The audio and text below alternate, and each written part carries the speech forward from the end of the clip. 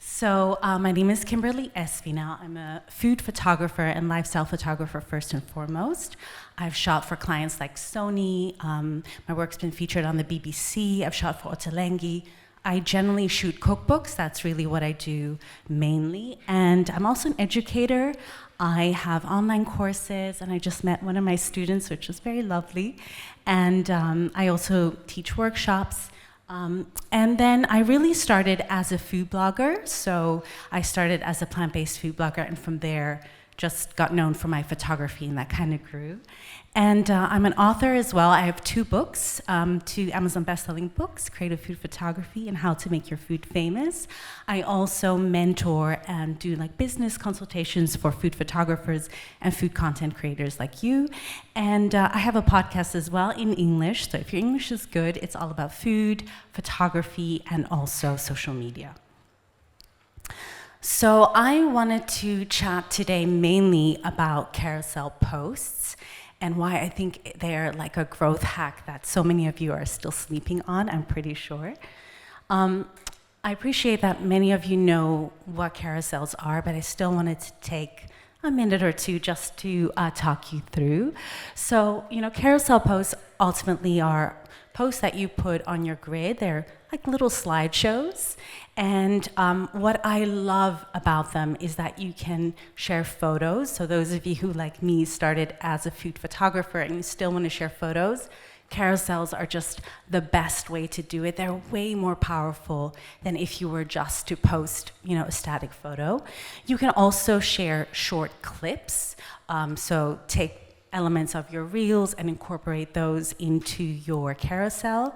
You can do text-based content, or you can do a combination of all 3. So you'll see in the, you would have seen in that, slide there that I did a little bit of everything.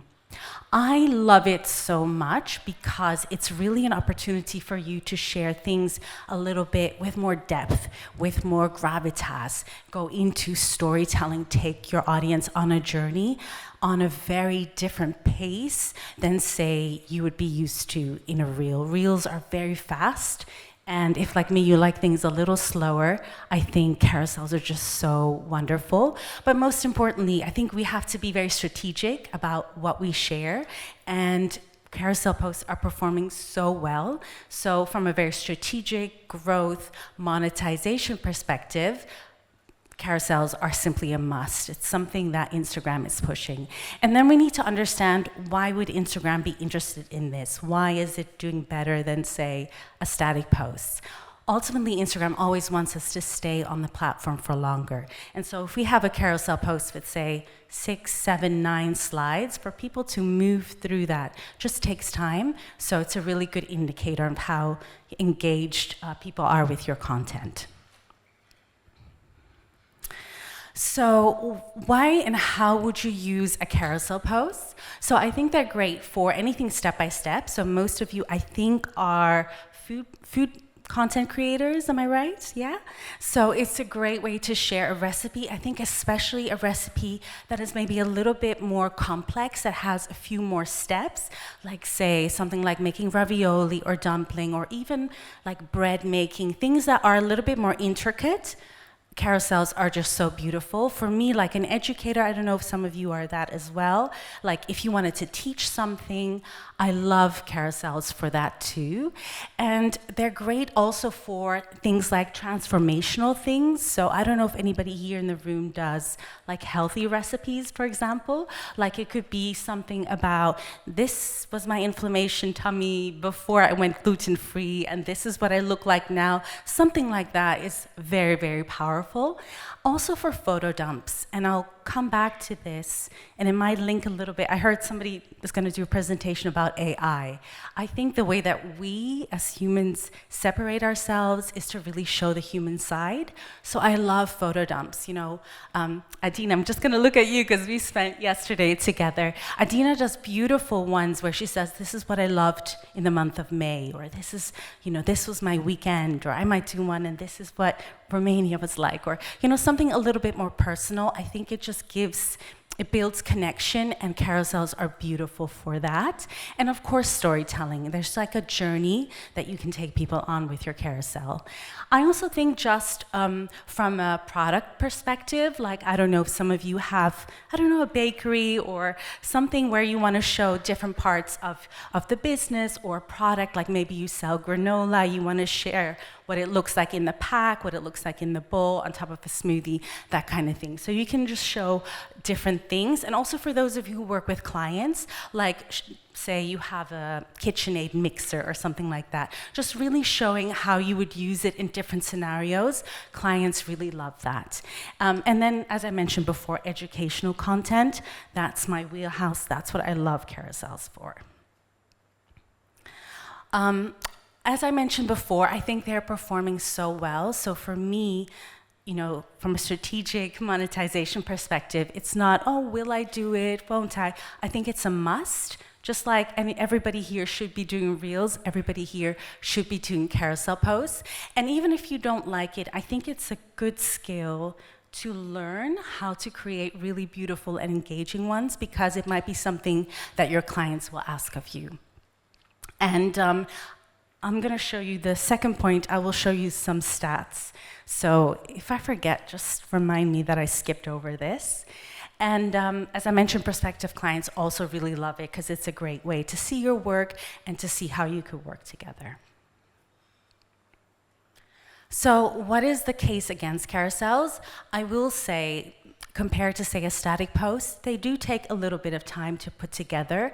I've seen a lot of carousels where people are doing like collages, so they're putting multiple things together, beautiful text, playing with text. So a lot of people are putting a lot of thought into it to get creative and to stand out, and that does take time, so I don't want to minimize that. And then, of course, the algorithms are always changing, so maybe this is something that Instagram favors now, but we don't know what it's going to be like in a couple of years' time, so do be mindful.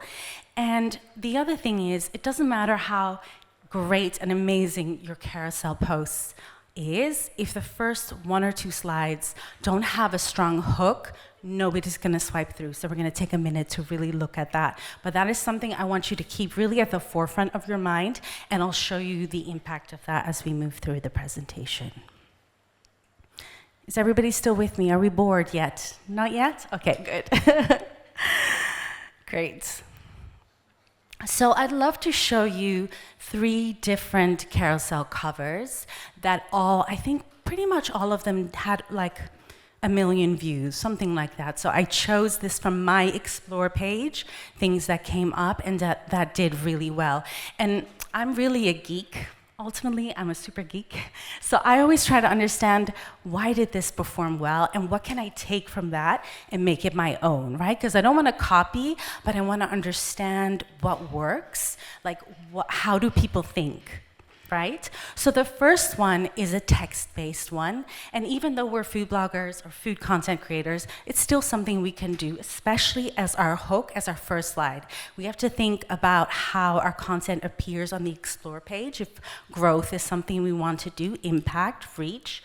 So I love how the text jumps out. It says exactly what it's about. It caught my eye. The second one out of the 3 is probably my favorite because it combines 2 things. It combines photo, and it's a beautifully shot, beautifully edited photo. And then I'm a freak when it comes to gorgeous fonts. I saw the bag. I'm taking a bag with me because the fonts on the bag are so beautiful. I love beautiful fonts. So we have 2 things here. We have a beautiful font and then a powerful image. So it's very eye-catching. And then finally, a photo. I don't want you to feel or walk away from this to think that a photo in a carousel can't be impactful. It can, but we have to be so strategic about it. I love this because the kind of tiles are a little bit different. Like, it's very chic, it's very elegant, it's the color palette that's very trendy, and it sets the tone. But I think for us, when we do, and I'll share with you how I choose my covers when I go with photos. I don't do it a lot, but I'll share what I think about and how I choose the best possible one. So I wanted to share with you a kind of tip, as it were, tip number one for carousels that I have noticed just made my carousel game go from good to amazing, and that is to make the very first frame an actual video. And the very first one that you see here is mine, and that one did, I think 100,000 or something like that views. So, you know, pretty decent. I'm very happy with it. And why did I choose that as my opening frame? Why did I not choose something else? So I would say, generally speaking, moving first frames perform better than static posts. That's the first thing we have to think about and remember. The second thing, and the reason I think this performed so well, one of the reasons, is that it has a little bit of a loop. So you might find yourself watching and looking at it again and again and again. And then I always use like soothing classical music. So it just calms the nervous system down. Performed really well. And then for me, I know what my audience loves. This as an opening frame where people can see my screen, my audience loves that. Your audience might like something else. They might like you putting maple syrup on a pancake or something. I don't know, right? Like everyone's audience is a little different, but we need to understand what our audience likes, make that the first frame. I do want to say that the inspiration to do a video as the opening carousel came from that second one that you see, how to film yourself. I don't know, I might put that in the presentation and send it to you, the link to that creator. His name is Joseph. He does very, very slow videos, and actually the text almost overpowers it, but I just watch it like 10 times. I can't help myself. And then the very last one is a carousel I did that quote unquote failed. It didn't do so well. And the reason is I think there's just too many changes of frames. So if the very last one, I'm sticking something, then I'm zooming in, then I'm moving, then the text moves up and down. It doesn't have that same soothing effect, so that's a no-no. I would advise against that. Keep it really simple, keep it really clear. Now, as I mentioned before, I do think there's still a place for an impactful first photo. This is a creator where it was a selfie, but you know what, she did really well. I think she got like, I don't know, 50,000 views or something like that. So, you know, nothing to snuff at. But I think sometimes if we have things that are very personal, no text, no context, it's really for our audience. It's to connect with our audience. It's not for growth. There's nothing wrong with that. You just need to know what your objective is and plan your carousel like that. So what about slide 2 and going forward?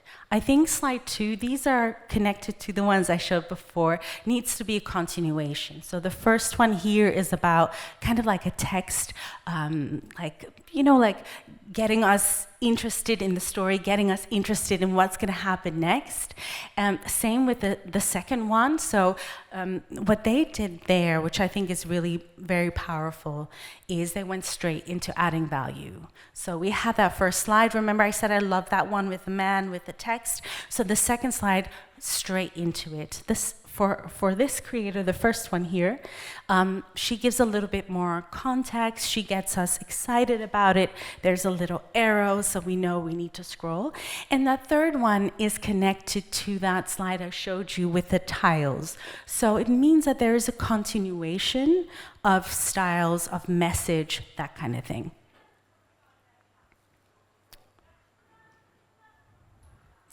And then I would say the final slide is almost as important as the first two. What do you want people to do? There has to be some sort of call to action.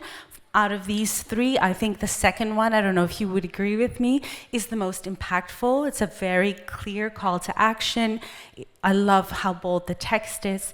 This, for me, is quite busy, but probably works. She's probably sold some bits and bobs. And that last one, I almost feel is like a lost opportunity. I would love to have had a next step. Maybe it's in the caption, but remember, most people aren't going to read the caption, so if there's something you want people to do, include it on your carousel. I wanted to share this carousel with you. I will share the numbers with you in the next slide. But this was a static photo. And remember I mentioned that sometimes I choose a photo as my opener. How do I choose my photo? So what I do is I share random photos, say on Instagram story. And if there's a photo that people are like, oh, and I get lots of comments, or I love it, or whatever it is, I keep that in the back of my mind, or I might put that slide aside. So that is my number one criteria. So when I shared this was from a pistachio cookbook that I did. I shared a couple of photos. When I shared this one, I had so many likes, comments, whatever, all the things. So that's one of the reasons I made it the cover. I also love that I had a little bit of space for text. And then the second one was kind of, giving a little bit more context, setting the tone, and then, all the other bits and pieces followed thereafter. Now with this one, remember I said I love loopy videos? So this one here, it's texture, and we're just looping, and I can also see, we'll go over that in a second, I can see which of the slides people like the most, because Instagram tells me that, so I keep that in the back of my mind. And that very last one is also from a cookbook that I did. It's a kimchi cookbook. And when I shared that, again, people, my audience anyways, love little tools, little things. So I knew these 3 slides were gonna perform really well, so that's why I made them a part of my carousel.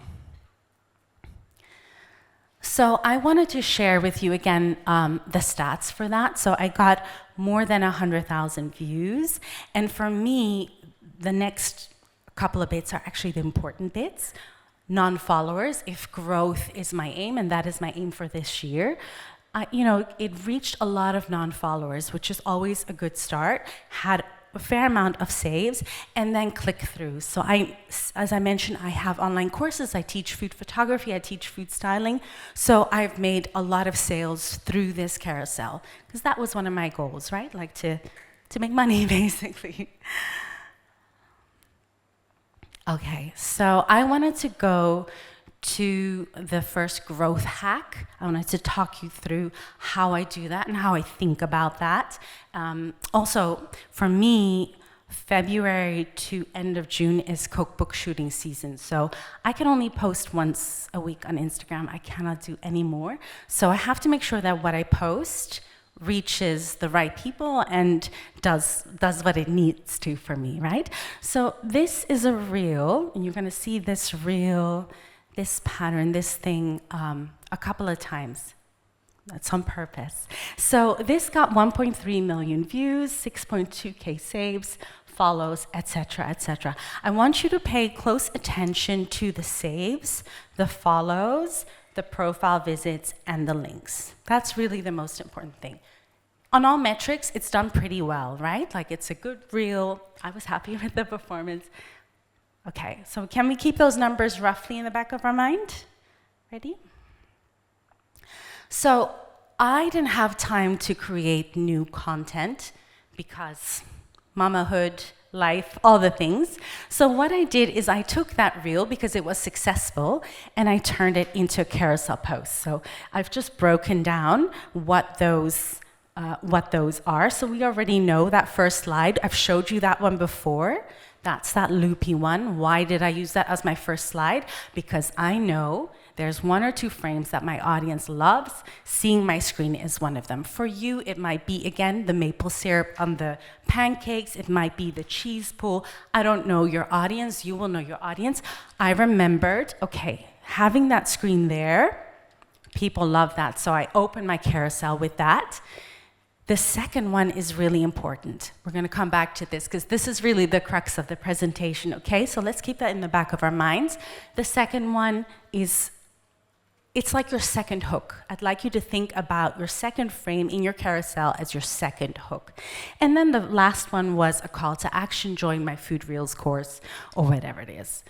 I think what's important are the stats. So remember, I haven't created any new content. This is just repurposed. Didn't have to do my hair, didn't have to do my makeup, didn't have to do the dishes. I just took that reel and repurposed it. So the views, Nice, 100,000, I'm happy with that. But saves were 4.7. So we're gonna go back. Just wanna remind you, 6.2, this is clearly more, but percentage-wise, it's a lower percentage. Do we see that? Does it make sense? Yeah, am I making sense? Okay.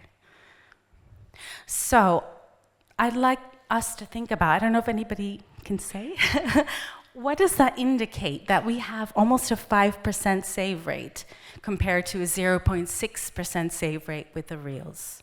What does that tell us? Anyone? Is anyone brave? I just want to be sure that I'm making sense, that you understand what I'm saying. It's useful. That's it. So that is the thing. It's the same content, it's the same teaching, but people find this so much more useful and helpful in this format. Why? Because the pace is slower. If I want to watch a particular frame, I don't have to scroll back, do back, go back, watch again. I can just sit with it for a minute. So again, this goes back to what I was saying. If you have a dumpling recipe, a ravioli recipe, a pizza dough recipe, something that's just a little trickier, this is just such a much more useful format. And I think sometimes we get stuck in the views and the likes, because on the surface, the other one was more successful, but I know that this one's more useful. And then also, in terms of profile visits, I'm gonna go back again, because for me, this is important. 4K, nice.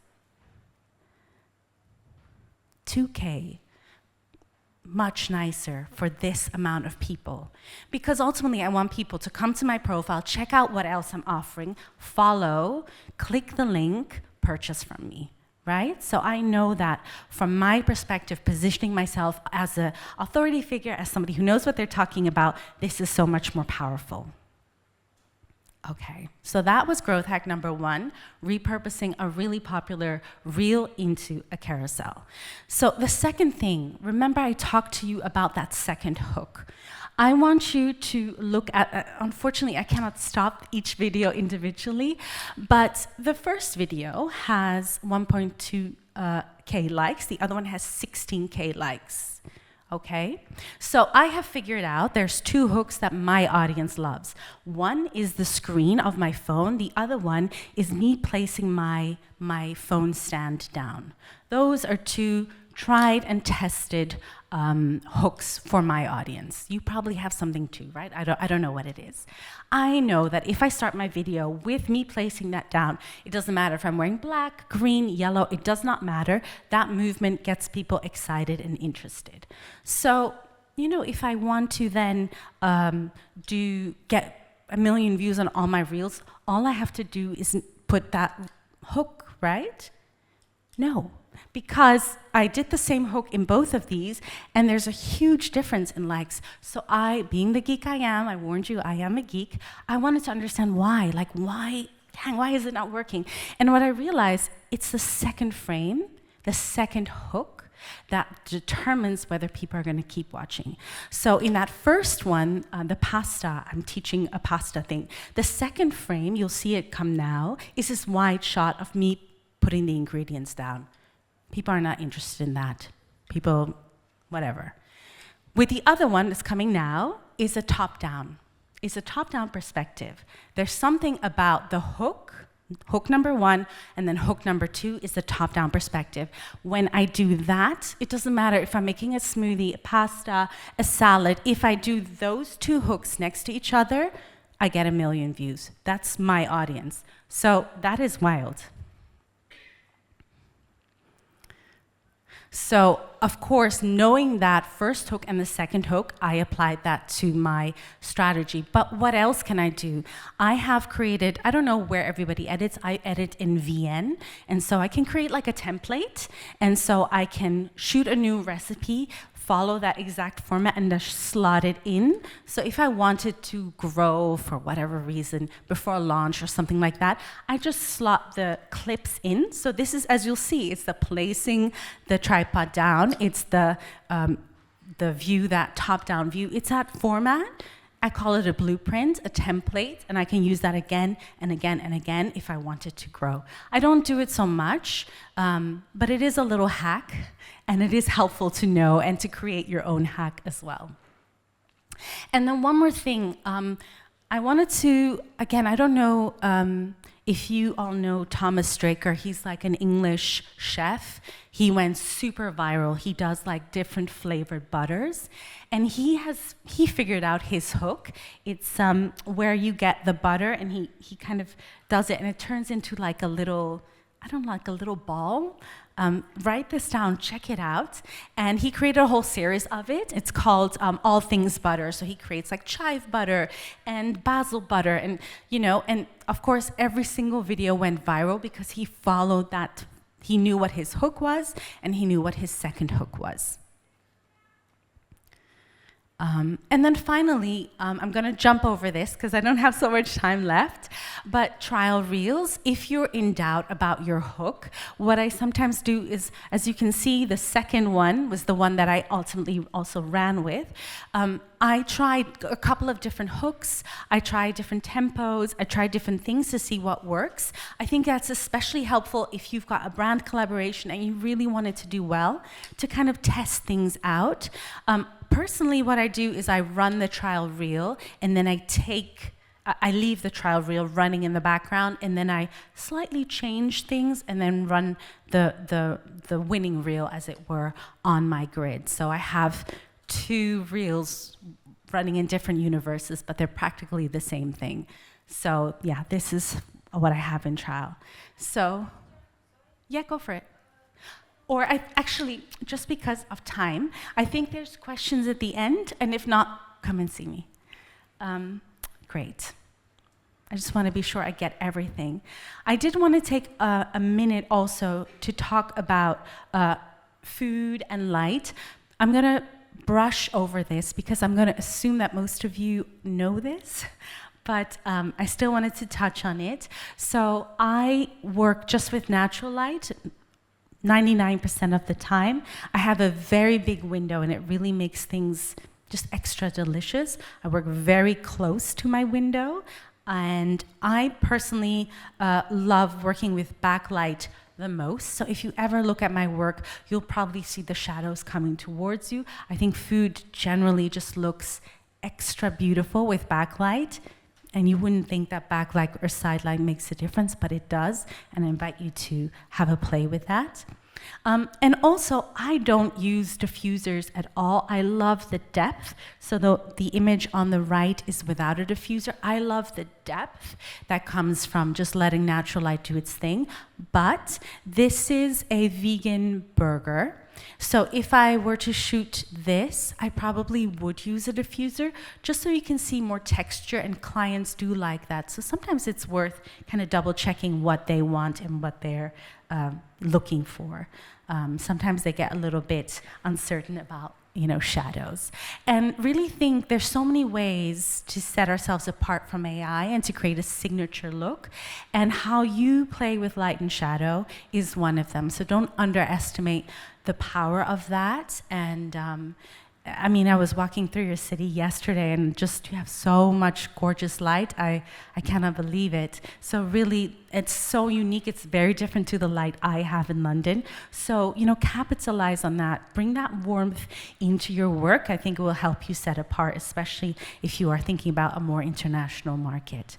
I also wanted to I have 1 minute left, time talking about food styling. Now, I will say, I don't think in terms of growth and reachability and impact that having perfect food styling in videography matters as much as it does in food photography, but it does help. It does help if you're considerate and think it through. So I always design my dishes. I plan my dishes to think about textures, because visually it's so much more enticing. But also, if you're doing ASMR, for example, I think for like if you have like a date bark and you break it, or if you have a toast and you scratch on it. It's just something very kind of sensual about it. But overall, textures that do well, again, the glistening of the maple syrup. If you have a chocolate fondant cake and you open it and the chocolate oozes out, those very textural things, the frosting of a chocolate cake, there's something like deep for us that we connect to that. So try and always bring that into your work, especially with your hook. Then try and make things look plenty. So I think it's always important, but two places where it's especially important is if you're doing meals for families, for example. So if you want to portray that in 15 minutes, a mother can cook for her 2 children and her husband, like there's a lot of food there, that's always going to look great and be so helpful. And also if you're in the healthy food space, like I don't want to have a small portion, I want to have a big portion and feel that it's filling. So we need to think about things looking really abundant. Layers are beautiful too. And then keep things nice and soft. Again, keep it like authentic, keep it real. Have a little bit of mess, have a little bit of kind of softness, maybe like a tea towel, like just make it feel very lived in. It makes things feel more approachable than the kind of fine dining perspective. And colors.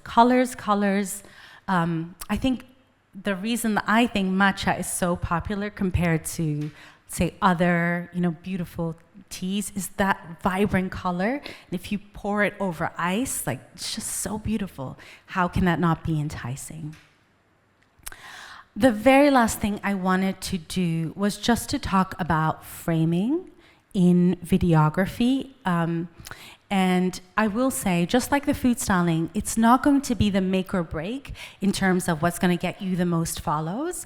But I do think for those of you like myself who also want to be hired as food photographers or food videographers, showing your range, showing what you're able to do will set you apart. The second thing, I change angles every 1 to 2 seconds. So I never linger in the same angle. I just don't do it. It's just not my style. I love like the storytelling that comes from changing frames. But also I think about like if I'm doing something here, I was making little cinnamon buns. A top-down perspective, sometimes you can just see the back of the hand. It's not so enticing. So think about what angle works best to really translate the recipe. A top-down is a must. It's probably the most popular because food just looks its best. I think the last one, the macro one, so many people don't do that. Go really close into your food, especially if you have something textural and beautiful, and it's just such a lovely counter. And usually after a macro, I like to pull out and do a wide shot. And the wide shot, again, to counter AI, gives like context, like your kitchen, your setup. It gives your video like a personal flavor, like, oh, that's where she films, or oh, that's her kitchen, or, and it doesn't have to be perfect. It just has to be your space, And then I always include it behind the scenes. I think it's really powerful. Again, it feels more authentic and raw. And I love working with backlights. So these are some of the frames that I love to include, and I alternate between them. So yeah, I went a little bit over. Do we have time for questions?